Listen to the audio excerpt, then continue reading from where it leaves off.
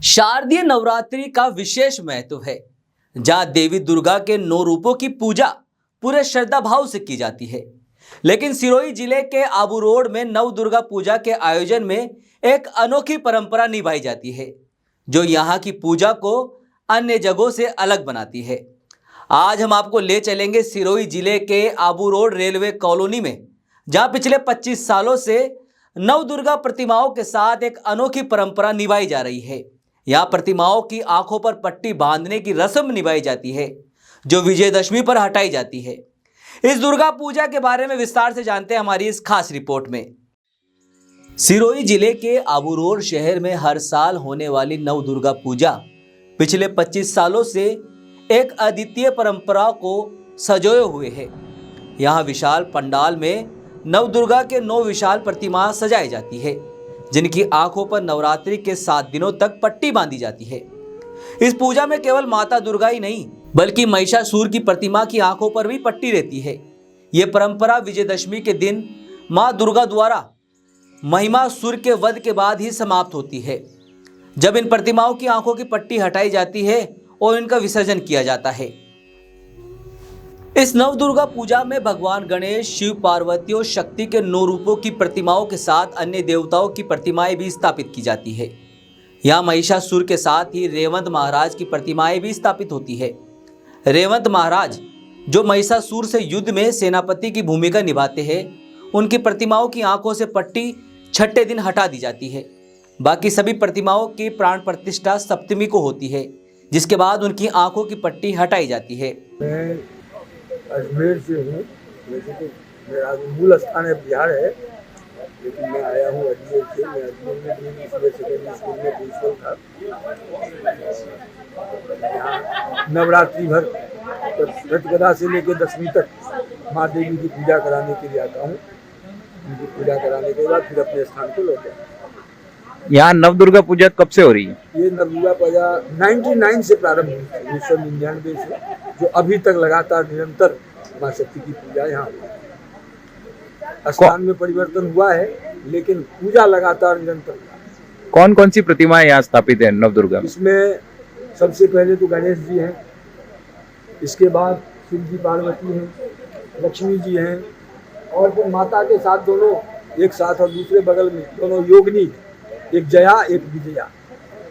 इसके बाद सरस्वती माता जी हैं, फिर कार्तिकेय जी हैं, और फिर कार्तिकेय जी के बगल में हेमंत महाराज हैं, जो इनके सेनापति हैं। ये सूर्य के पुत्र हैं, और महिषासुर के युद्ध में इन्होंने अपने नायक का काम, सेनापति का काम किया। इन प्रतिमाओं पे चेहरे पे कपड़ा लगा हुआ है, एक पे नहीं लगा हुआ, इसका क्या कारण? चेहरे पे कपड़ा इसलिए लगा हुआ है कि अभी हम प्रतिपदा को कलश का स्थापना करते हैं।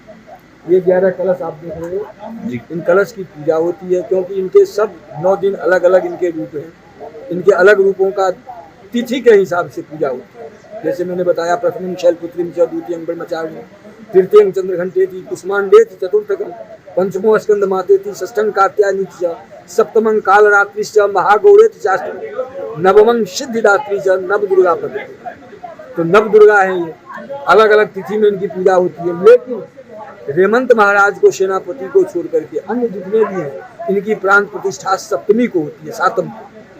तो जब इनकी प्राण प्रतिष्ठा होगी, अभी इनमें प्राण नहीं, हमने प्रतिष्ठा ही नहीं किया, इनका दर्शन करना हमारा अधिकार, इसलिए इनको हम ढक के रखते हैं। सप्तमी षष्ठी को हम बेल का पेड़ होता है, उसमें जुड़वे बेल, जहाँ 2 बेल एक में होते हैं, उनकी पूजा करते हैं। उनकी आराधना करके पूजा करके 7वीं को सुबह लाते हैं, और उनसे इनकी नेत्र आंख पड़ती है, और आंख देने के बाद इनकी प्राण प्रतिष्ठा होती है।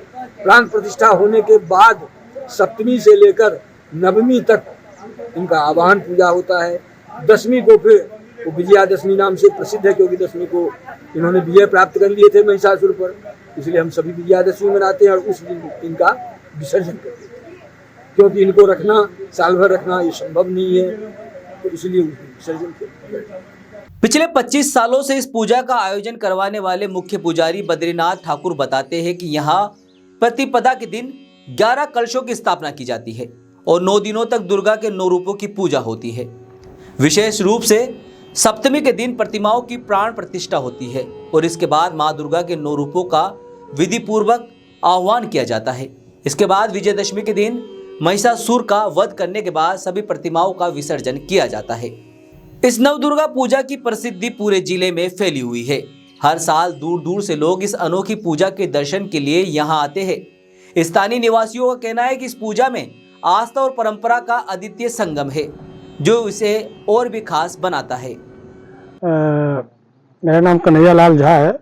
मैं दुर्गा पूजा कमेटी का अध्यक्ष हूँ। मैं ये पूजा 99 से चालू हुआ है और यहाँ के वैदिक समाज और कुछ अन्य लोगों की द्वारा मीटिंग करके ये पूजा का आरंभ किया है और जब से ये पूजा कंटिन्यू चली आ रही है।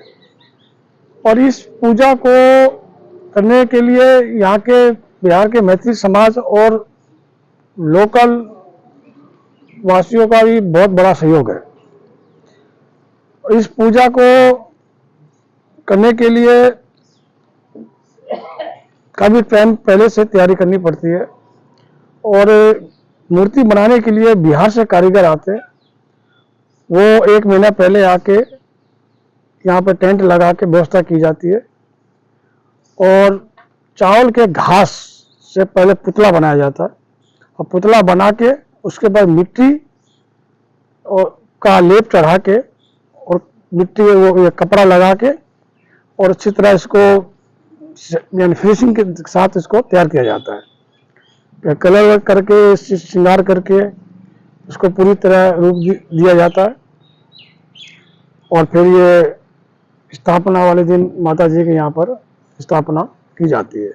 यहाँ के निवासियों और श्रद्धालुओं का मानना है कि नव दुर्गा पूजा की यह अनोखी परंपरा उनकी आस्था का प्रतीक है और आने वाली पीढ़ियों के लिए इसे संजोकर रखा जाएगा। हर साल इस परंपरा का निर्वहन उसी श्रद्धा और भव्यता के साथ होता है।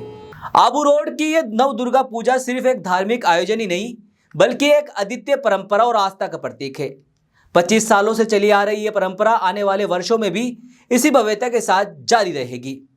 तो फिलहाल हमारी इस खास पेशकश में सिर्फ इतना ही। देश और दुनिया की दूसरी बड़ी खबरों के लिए आप देखते रहिए थिंक 360। नमस्कार।